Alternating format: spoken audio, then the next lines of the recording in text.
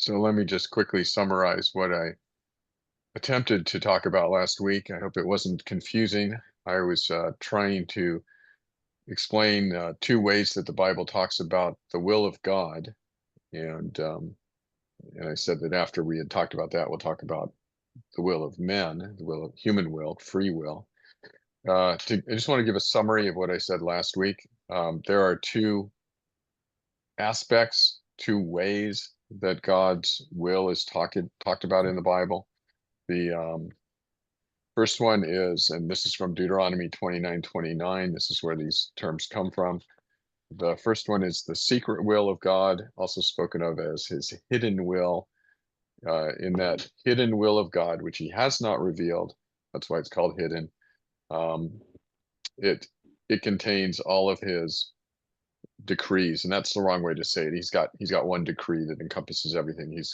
So his decree is synonymous with the hidden or secret will of God, and his decree includes all things and the details of all things, and it is about what will certainly come to pass.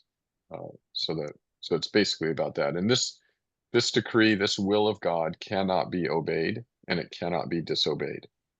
It's just basically God's plan for all things. So an example of something in God's hidden will, which cannot be obeyed or disobeyed, is the date of Christ's second coming. That's not a moral thing. You can't do anything about it. It's going to happen on the date the Father has already predetermined. Um, and then, so that's one aspect, or that's not an aspect, but that's one way the Bible talks about God's will. That's talked about in, say, we read passages in the Psalms where, the Lord does whatever pleases him in the heavens and on the earth and in the seas. That's that will. He does what pleases him, that hidden will of God. His revealed will is a subset, or actually not even a subset. It's just a different way of speaking about God's, using the terminology God's will. Now, God's revealed will is obviously known. That's why we call it revealed. And it's also called his will of precept or will of law. And it's not exhaustive. It doesn't contain everything that could be a law, but it contains everything that is necessary for us to know for our obedience. And that's also said in Deuteronomy 29:29. And it can be disobeyed. That God's will in that sense can be disobeyed and often is. An example of that revealed will of God would be the Ten Commandments. They can be disobeyed. You've probably disobeyed them recently, if not today. Um, and so the Bible speaks of God's will in these two ways. And there are other ways that people have tried to formulate thinking about God's will. I think I mentioned permissive will last week, and that's a confused notion. I would never use that trying to explain something, because an explanation is supposed to make something clearer. Permissive will makes things more muddy. I wouldn't use it. There's another uh, aspect or a way of looking at God's will that sometimes people use, and I'm going to say about this one, I didn't talk about it last week, but I'm going to say about this one also that it's confusing and you probably shouldn't think in these terms. But sometimes people talk about God's perfect will and they say you can miss God's perfect will for your life. They say it like that. You can miss God's perfect will for your life. And then you say, well, where do you get this idea about God's perfect will? And they go, well, look, Romans 12 says God's perfect will. And of course, God's will is perfect. His will of decree is perfect. His laws are perfect. Everything is perfect. But you can't miss God's perfect will for your life, um, because the way that these people are using perfect will is that it's synonymous with his hidden will. And they're, and so you can't, obviously, if you can't do anything, you can't miss that. That's what you're going to do. you know? And so they go, well, Well, God's perfect will is, when you sin, you violate God's perfect will because it's God's perfect will for you that you don't sin. Like, what you're saying there is that it's God's will, revealed will, that you don't sin, but you can break that will, and of course, when you do that, you need to repent and all of that.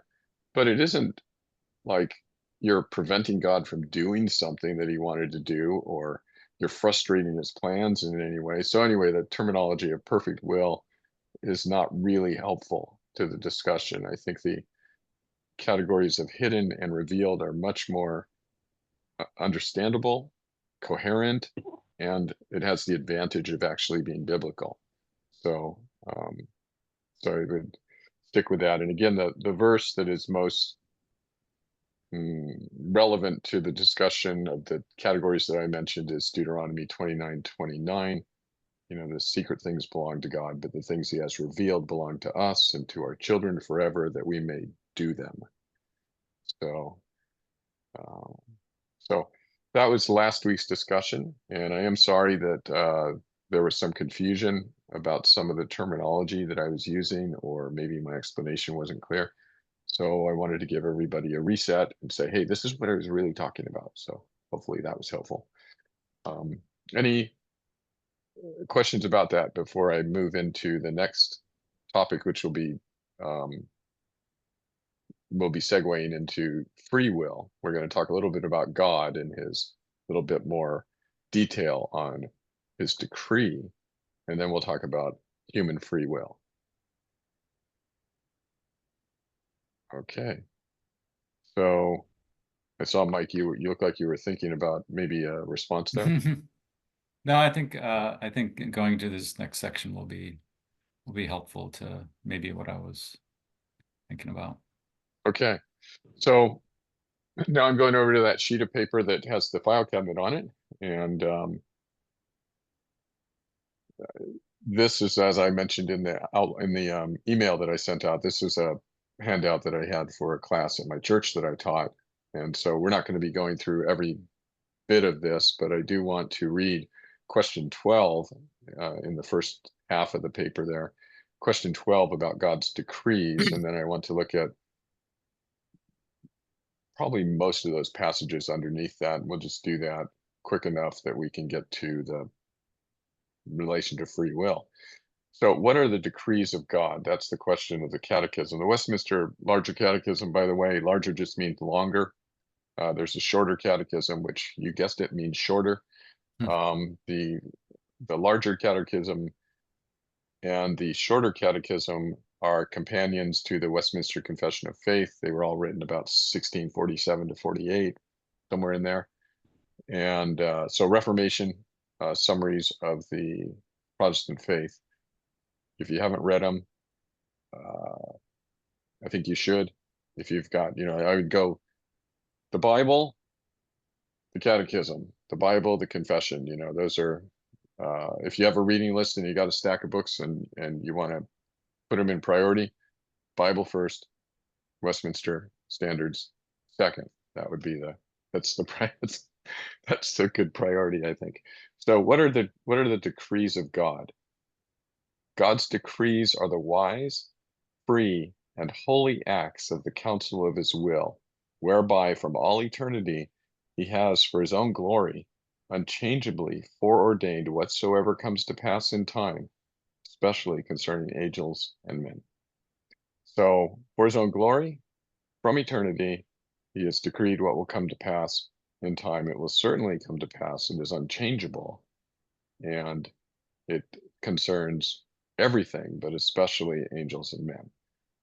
And so I want to look at these Bible passages that I've got down there below that. And I want to actually start in point B. We already know that God's decree was made before God created the world. We read those passages recently, I think in this Thursday night group. So I want to start in Ephesians 1:11. And the point here is that it includes all things. Um, Ephesians 1:11, in him we have obtained an inheritance, having been predestined according to the purpose of him who works all things according to the counsel of his will. All things. So that's the point we want to make there. This includes everything, including even chance events. Proverbs 16:33 says, the lot is cast into the lap, but its every decision is from the Lord. So the lot is, they cast lots at Jesus's crucifixion for his garments. It's equivalent to rolling dice. And so the dice are cast into the lap or rolled on the table. But what those numbers are when they come up, that's been decreed by God. So even chance events are covered in the decree. There are no chance events. I think they cast lots to replace Judas too, didn't they? They did. They cast lots to replace Judas in Acts chapter 2, I think it is. Might be 1. Yeah, Acts 1. And then so chance events, and then the smallest details, even ones that we would think are insignificant. Matthew 10:29-30, are not 2 sparrows sold for a penny, and not one of them will fall to the ground apart from your Father. But even the hairs of your head are all numbered. Do you think it would make a big difference in the whole cosmic scheme of things if you had 1 or 2 less hairs? Probably not, right? No. But his decree covers that. Not only the roll of the dice and all other chance events, but how many hairs you have or don't have, and how many, when the sparrow dies. So what we would consider inconsequential, completely insignificant. When he says his decree covers all things, it's not just the important things, or the things that we think are important. It covers the actions of and decisions of all men and women. Proverbs 21:1. President Trump's heart is a stream of water in the hand of the Lord. He turns it wherever he will. Oh, did I read that wrong? I think I read that right. Yeah. Paraphrased, but the meaning is the same. Yeah, it was a paraphrase. It was a paraphrase, right? David's heart is a stream of water in the hand of the Lord. He turns it wherever he will, right? Putin's heart, right? All the hearts of all the leaders. This is why we pray to God to direct the leaders, to change their hearts, because he does, and he can, and so this is why Job could say, this view of God's plan, this view of God's sovereignty is why Job could say, the Lord gives and the Lord takes away. Blessed be the name of the Lord, right? Proverbs 19:21, still talking about the actions and decisions of men and women are in God's decree. Many are the plans in the mind of a man, but it is the purpose of the Lord that will stand. This isn't making any distinction between plans for, really big consequential things or plans about what you're going to have for lunch. It's that. So, and then we get even wicked people. Acts 4:27-28. Peter speaking, for truly in the city there were gathered together against your holy servant Jesus, whom you anointed, both Herod and Pontius Pilate, along with the Gentiles and the peoples of Israel, to do whatever your hand and your plan had predestined to take place. Wicked people, wicked actions of wicked people, the worst wickedness ever. So in Ephesians, when it says that his plan covers all things, it means all things. That's not one of the times when all doesn't mean all. All does mean all in this case.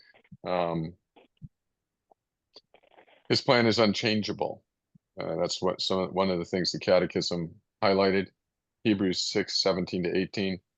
It's right at the beginning of this. So when God desired to show more convincingly to the heirs of the promise the unchangeable character of his purpose, he guaranteed it with an oath, so that by 2 unchangeable things, in which it is impossible for God to lie, we who have fled for refuge might have strong encouragement to hold fast to the hope set before us. 2 unchangeable things: his promise, or his purpose, and his oath.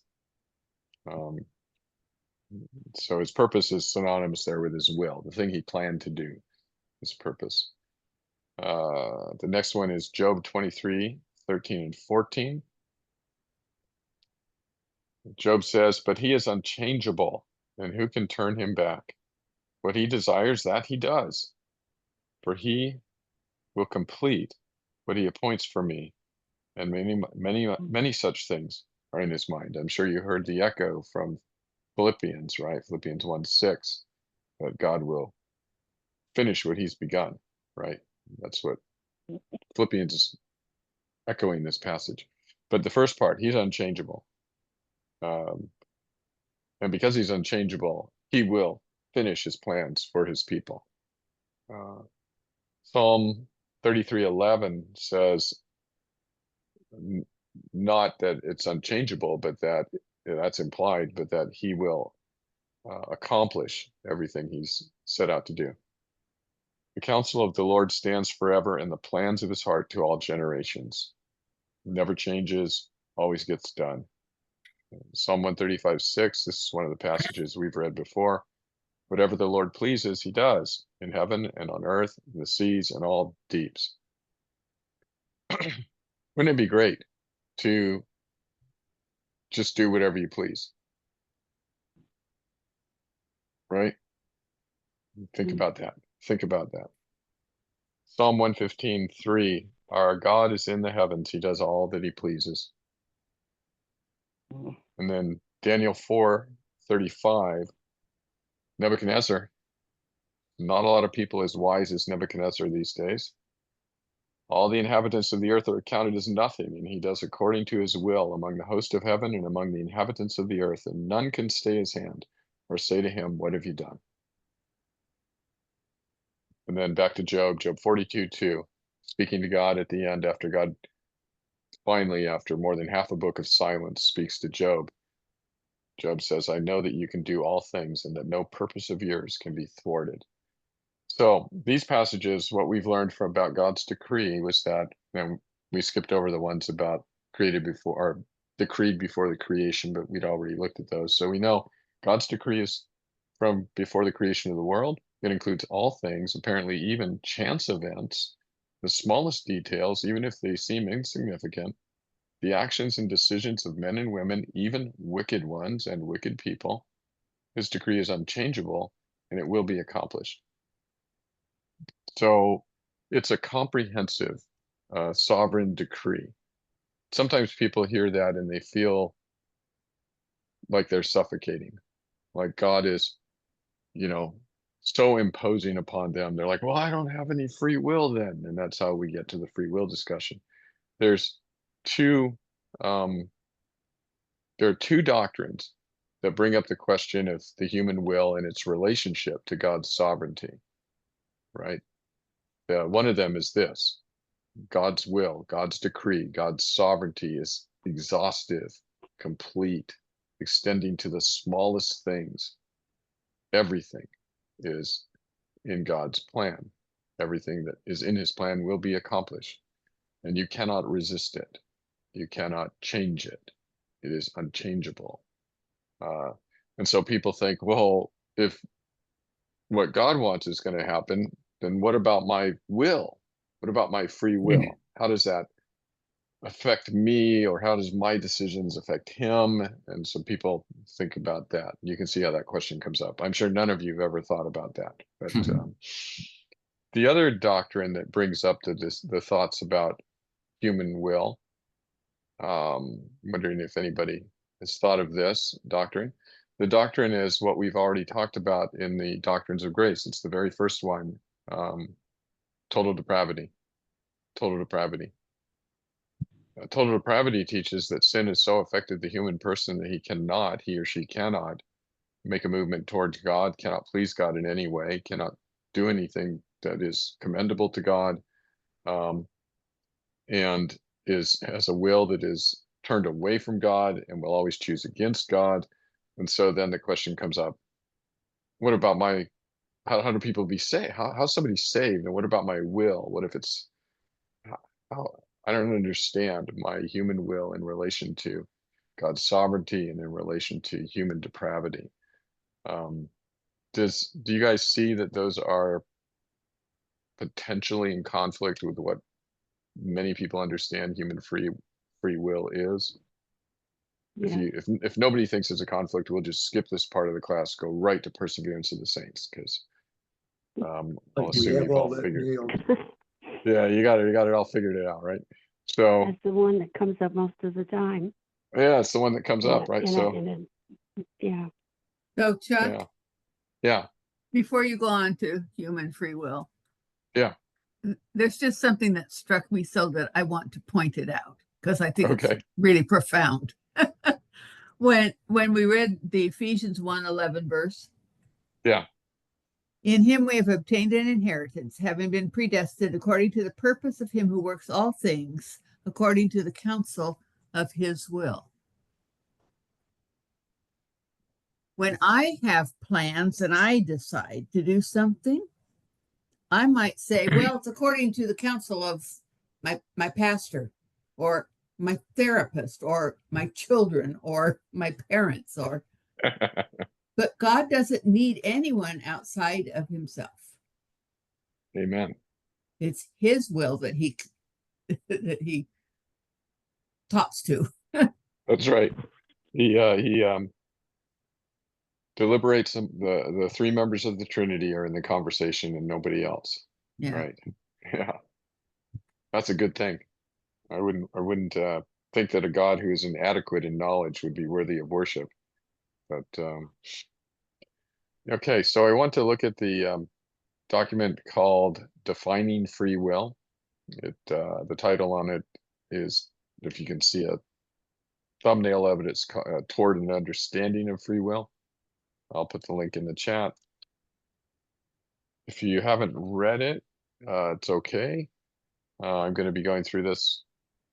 I've got half an hour, more or less, give or take a few minutes. I think we can do this, which is you might notice how astounding of a claim that might be. People have been discussing the human will in relation to God's sovereignty, or even pagan philosophers have discussed this for at least 2,000 or 3,000 years, and there's not a great agreement among everybody's. But I think actually I can make some headway in this in the next half hour. So not that I'm smarter than them, but I have read people who are pretty smart. So we have the issue of the free will, and I want to start out by looking at one more biblical passage. It's Acts 2:23, and Acts 2:23 is very much like the Acts 4 passage that we read, where wicked people fulfilled God's will by crucifying Christ. Acts 2:23, this Jesus, delivered up according to the definite plan and foreknowledge of God, you crucified and killed by the hands of lawless men.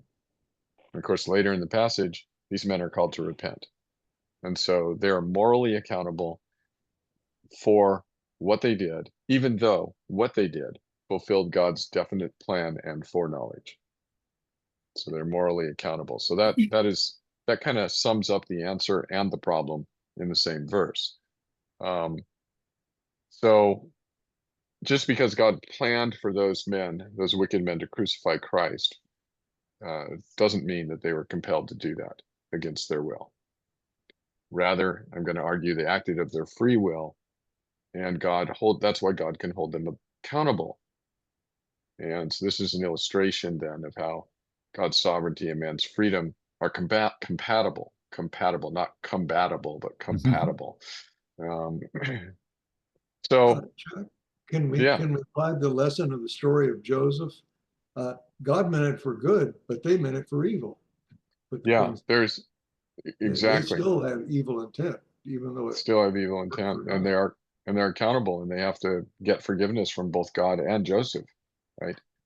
Or it's God's will that Job show his faith, so that it can be seen that a person worships God for who God is rather than what God has given him. And it's Satan's will to destroy Job. And Satan is accountable for that, and he's guilty, right, before God. But so what you have is, every moral agent in the situation has a will and a intention, right? And so in the Joseph situation, everybody's got an intention. The brothers had one intention, God's got an intention. Joseph has submitted his intention to God, and so he's able to respond the way he does, which is why Job is able to respond the way he does, right? So yeah, a lot about intentions there. So I want to define what we mean when we say free will, because there's a lot of these discussions I've observed and read lots of debates and discussions about, among people about free will, and I participated in discussions about human will. And if you don't start by defining what you're talking about, it's usually the case that people assume that everybody has the same definition, but that's not true. Okay. And that you'll never come to any kind of understanding if you're not using the same definitions. Now, when we talk about free will in a Christian audience, with Christians, we're usually talking about how is free will related to salvation. Can the fallen will choose to obey God's command to come to Christ and be saved? How is it that a person can be saved, right? So I want to define free will. Before I do that, I want to define what the will is. Okay?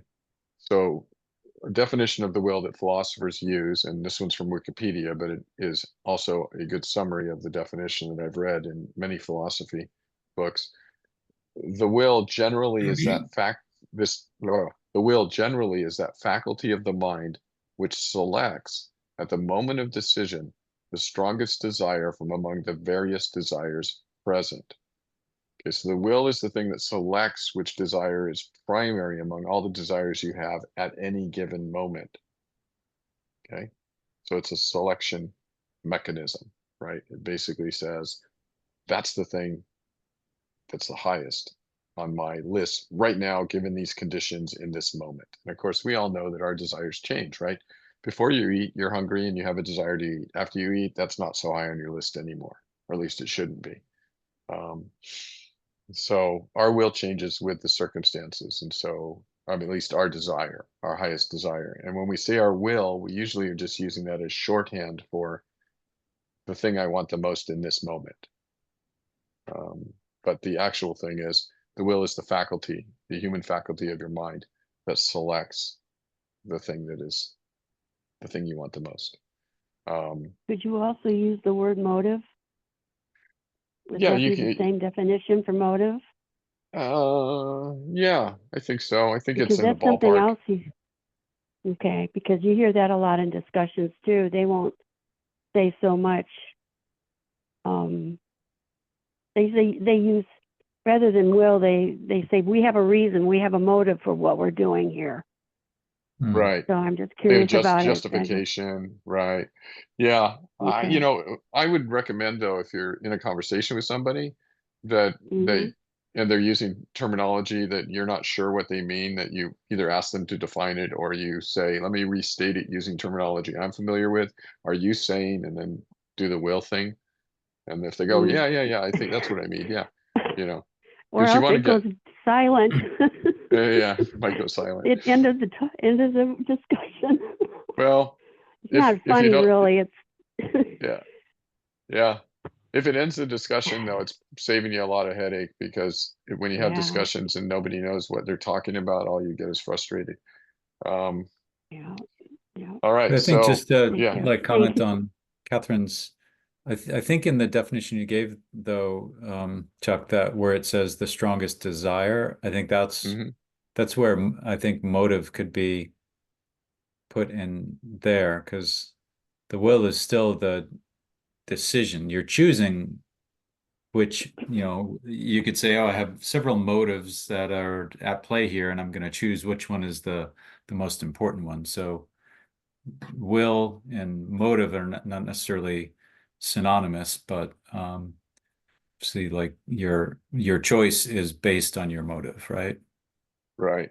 However, the way people use will or motive, Yeah, they could be synonymous, because what they're doing when they say it's my will or it's my motive or it's my intention or I really want to do this, got it. um, they're using it not as the choice, the mechanism that chooses. They're using it Right. as the combined That with the choice choice. that's Yeah. made. Yeah. Yeah, Okay. Reinforces their choice. right. So that's Okay. what the will is. basically, that's a good understanding to, I think, to think about the will. So now we have to talk about free will.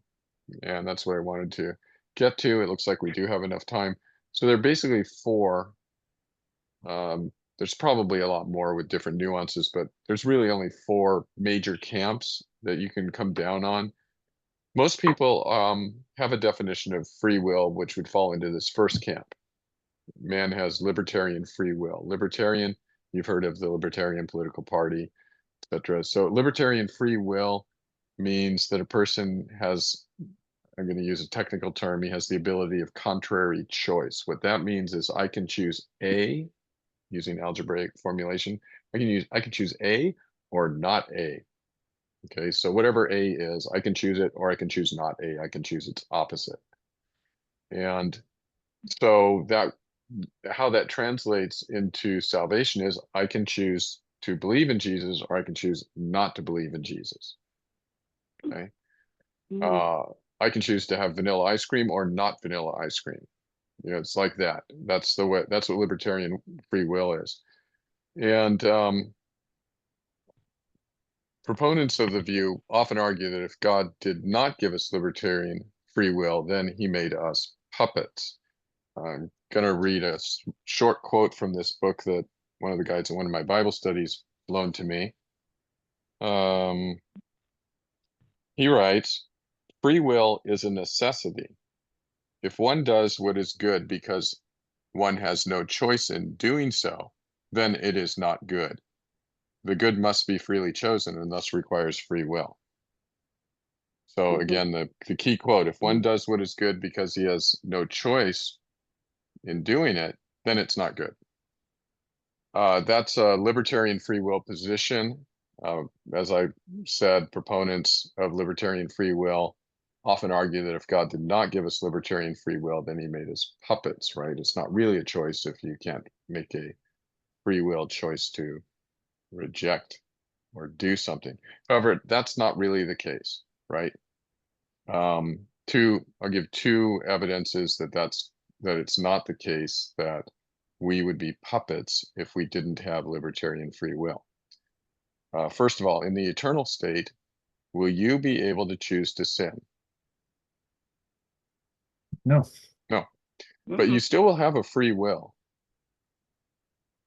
right? Because having a free will, at least having a will, is part of being a human person. You know, it's you will still have that, and I would argue your will is still free in the eternal state. But here's even the better argument. Can God choose to do evil? No. No, God No, cannot 'cause he's choose to do evil because he's 'cause he's perfect. perfect. Right. Right. But he can't choose so to do evil. So according to this quote I just read, I'll read it again. If one does what is good because one has no choice in doing so, then it's not good. Well, God doesn't have a choice. Everything he does is good. But if he doesn't have a choice, then it's not good. So God doesn't do anything good according to that view. I think I would just have to reject this view based on its incoherency. Okay. So the second camp, and John Wesley, Charles Wesley fall into this camp. The Wesleyan Methodist Church, for the most part, falls into this camp, although not all the people that go to the Methodist Church, but the official stance of the church is the second one. And I've titled it "Man Has an Arbitrary Will." They don't use arbitrary because that sounds silly. Why would you say it like that? But people with this view, they affirm all of the passages that say that fallen man cannot come to God, cannot understand the things of God, cannot please God, you know, all of those things, right? Total depravity. They affirm it.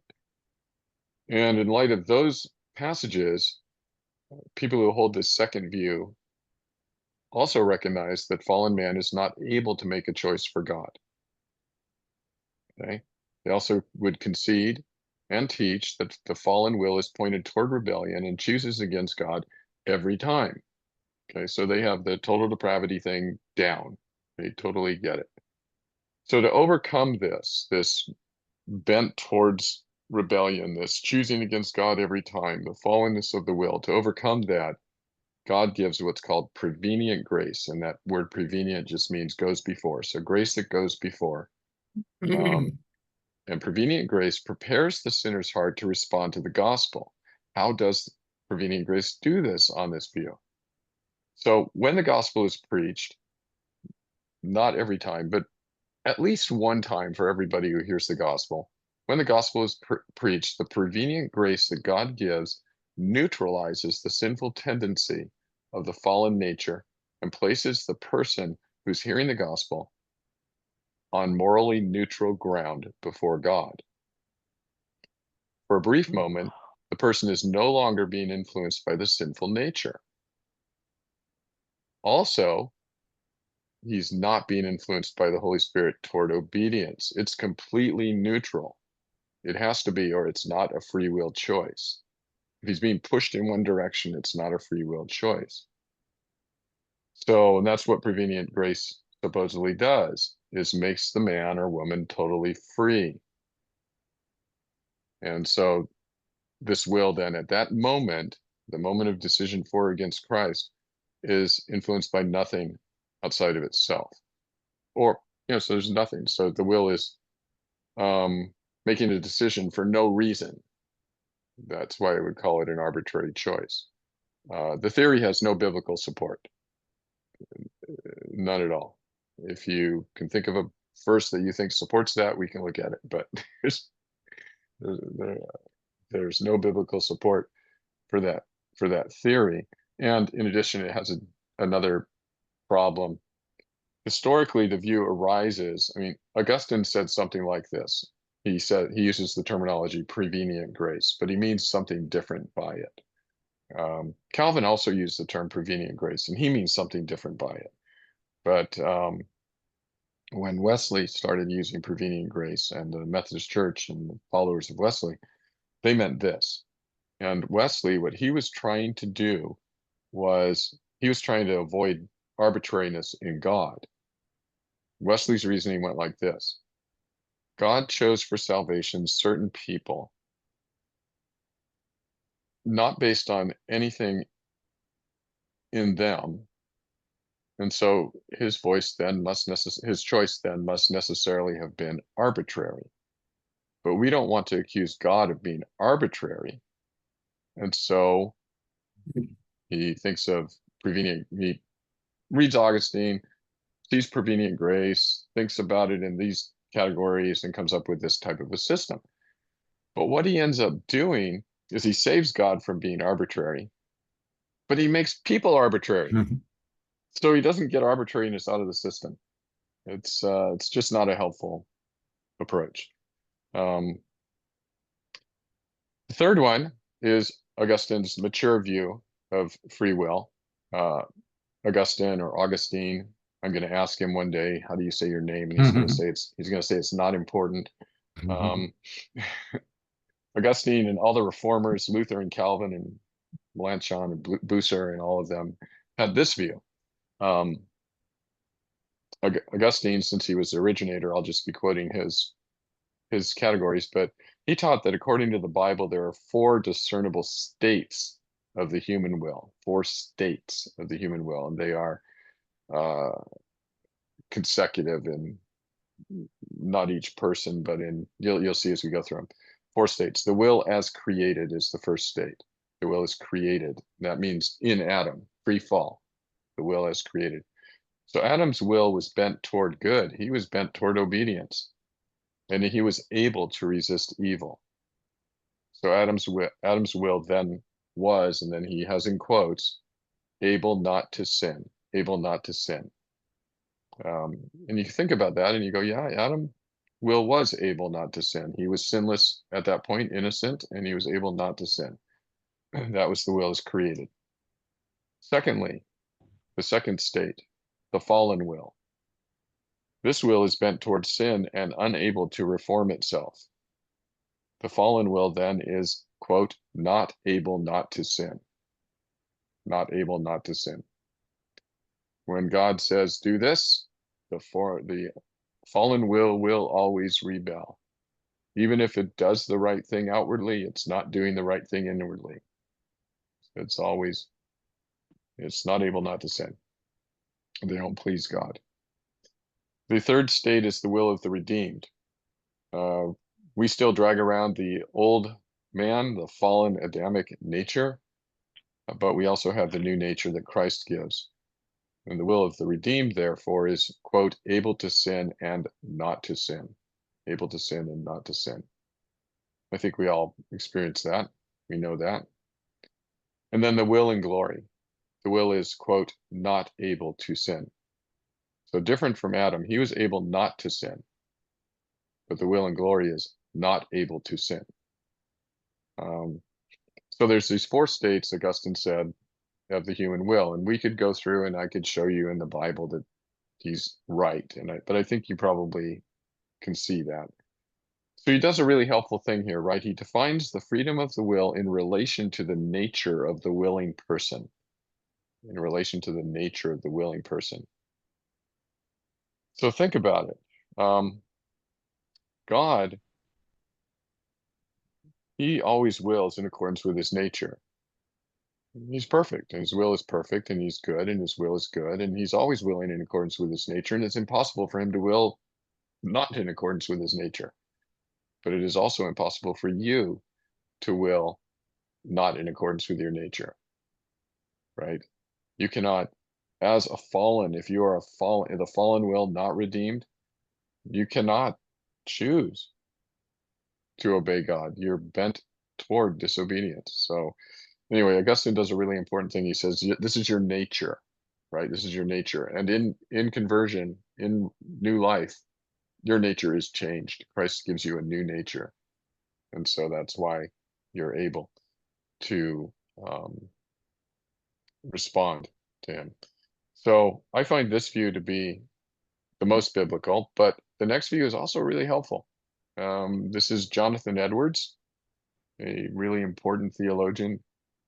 I asked, what would it be like if you could just do whatever you wanted? Jonathan Edwards argued that we have free will because all we ever do is what we want. So you always do what you want. And you might think that's not true, but I think if you think about it a little more, you will. If you think about the Acts 2 example, for instance, the people who crucified Christ, they did that because they wanted to. They weren't coerced to. God had planned for them to do it, but that's irrelevant to their desire. It's also irrelevant to their responsibility or guilt. They wanted to do it, and they did it, and that's why they're guilty. So if we bring in Augustine's insights here and combine them with Edwards, we would say that they did what they wanted to do because it was their nature to rebel against God. And they were free in what they did because with Edwards, they wanted to do it. And with Augustine, they chose in accordance with their nature. So Augustine's point was, you always choose in accordance with your nature. Nothing is making you not do that. Therefore, you're free. And Edwards' point was, whatever you choose according to your nature is what you wanted to do. And so you're free, right? And so then the question comes up, how is a person saved? If person A is in the category of the fallen state of his will is bent towards sin and unable to reform himself. He can't do anything to please God. Therefore, God must change him, give him new life. And then, as we've said before, when we looked at how God saves a person, he saves them, he gives them new life, and then they say, I believe in Jesus. And they become a new creation. It's the John 3 thing. They cannot see the kingdom of God or enter it unless they've been born again. And so I think talking about the will in relationship to the nature of a person like Augustine did is extremely insightful, very helpful. And then Edwards is, I think, obviously true. You never do something you didn't want to do. Now, the difference between you and God God does everything he wants to do. You also do everything you want to do. But whereas we are put into situations which limit what we can do and what we want to do and kind of limit our choices. And God is never in that situation. So, but this is why, because we always do what we want to do, this is why we're always responsible for what we did. We never can say, I didn't want to do that. Somebody else made me do that. Even in the most extreme situation, if somebody put a gun to your head and said, do this or else I'll kill you, you make a decision. Do you do it? Do you want to live? Or is not doing it more important? And it depends on what the thing is, right? Deny Christ or I'll kill you. Okay, go ahead, kill me. Or give me your money or I'll kill you. Here's my money. Right? You make the decision based on the circumstance, but you do what you want to do. So I think that's important and helpful. And I've left 3 minutes for response. There you go. We can take more than 3 minutes if somebody has a response. What any thoughts, feedback about that? I think this is great. I mean, it made all the difference when you brought up Augustine and his 4 states. Wow. And then ending with Jonathan Edwards. It seems like sometimes it's like it's right in front of us and we can't see the forest for the trees. Seems like we sometimes do an awful lot of overthinking. Does that make sense? Yep. And here it is, very simple, very true, very helpful. Thank you. Good. I'm glad it was helpful. Yeah, it is. Does anybody have any objections or questions or? It's a hard thing. Just Yeah. Just one quick note on the arbitrary will one. Yeah. I think what you said is correct, that the premise there makes it so that the choice is arbitrary. That's, I think, one way to characterize it. But I think the characterization could also be made that it's a completely selfish choice. If what prevenient grace does is makes it so that nothing outside of you is influencing your choice, therefore it's free, but it's also it's essentially giving you license to make a completely selfish choice. It's almost by definition a selfish choice. Yeah, it would have to be. Yeah. Thank you. The other And thing is the thought process you described, Wesley going through, of like, oh, well, this would make God's will arbitrary. And you said, and we don't want to call God's will arbitrary, so we have to go through like that. Seems like a huge error there. It's not that we don't want to call it, is that we know for a fact that it is not. So there's where the train ends right there. You don't have to sort of patch up the implication that God's will is arbitrary, because in no way can it be. that's a good point. That's a very good point. And in fact, I'll just make a broader observation about lots of theological problems that people get themselves into. In the history of the church, there have been a lot of problems with people who thought God needed to be defended from something. And they come up with these alternative theories about how to understand the Bible or think about God, because they think God, isn't as glorious as he ought to be. Because, if we say, oh man, heaven forbid that if a bad thing, if a bad thing happened to us, we said the Lord gives, the Lord takes away, blessed be the name of the Lord. That's, whoa, let's not do that. We can't blame God for doing those things. So they come up with alternative explanations, which are invariably unbiblical. And God doesn't need defending. We don't need, if we think God is potentially embarrassed by our standards, then perhaps our standards are wrong, or we've misunderstood something about God. I guess I just wanted to You say one said- other thing too, along this broader topic of God's sovereignty and our will. Mhm.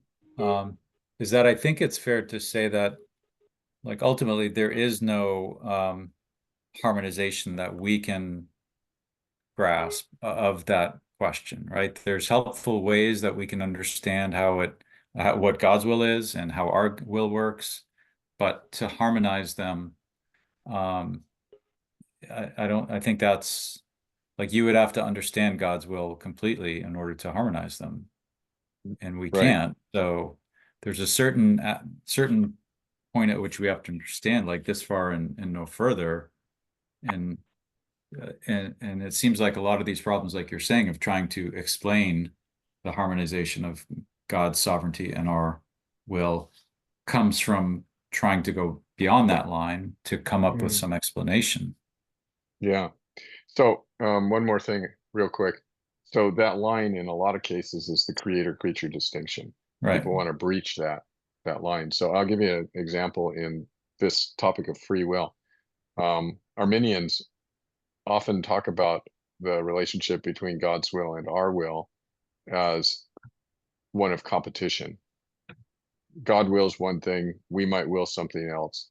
Therefore, if we resist God, like God wants to save all people, but some people resist God's will to save them, and so they frustrate God's will. They're putting God's will and man's will in the same category, right? They're in competition, but God's will is not in competition with human will. God's will is above human will. And there is, which is why we are responsible for what we do, and we are not frustrating God when we do what we do, because there is no competition there. It's not a competitive. It's not combative, right? It's compatible, not combatable. So that's so the problem there is the breach of the creator-creature distinction. There is a line between the creator and the creature that must never be crossed, right? The creator is the creator, and he has certain attributes, and he is his will. When we speak of his will, it's in a category all by itself, and he's in a category all by himself, and there's no creatures are not like God in a sense that we are compatible, or in the same, say, what was that thing that they do in Greek thought? It's like the chain of being or something like that. It's like, I don't know what it is, but yeah.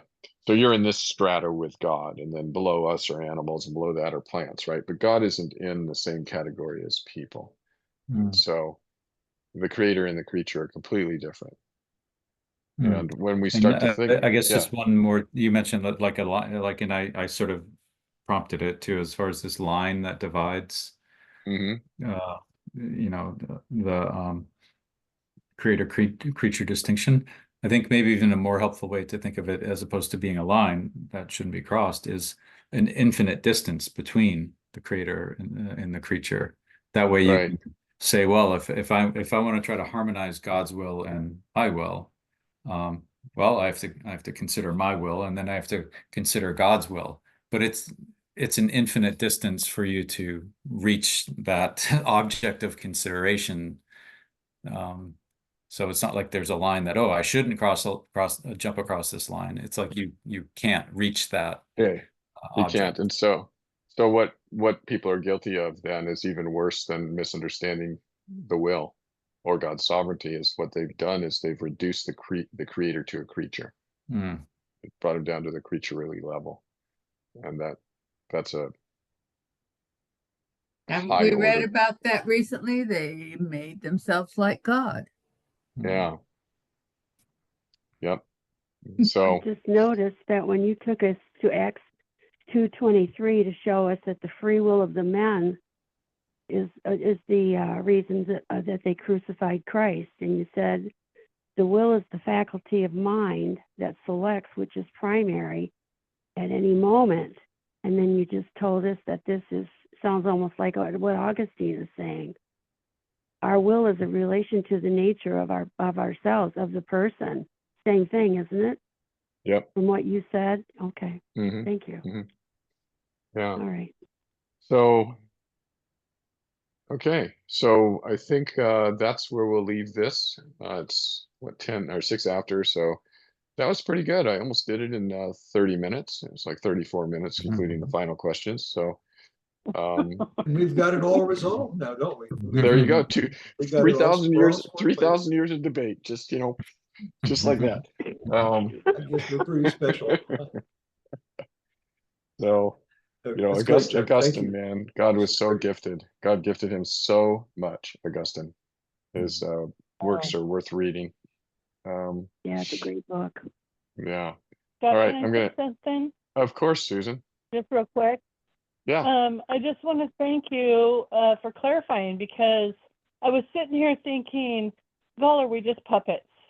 And then you talked about that, and I wanted to thank you for clarifying that in my head, because I felt like, well, is this all just a big chess game that we're living? God's plan, and we're the knight and the kings and the whatever you play at chess. But I just wanted to say thank you for You're welcome. clarifying that. Oh, good. You're welcome. I'm glad that was clarified. All right. So Thanks, Chuck. yeah, it's a fun topic. I like it. I'm gonna turn off the recording. Here we go.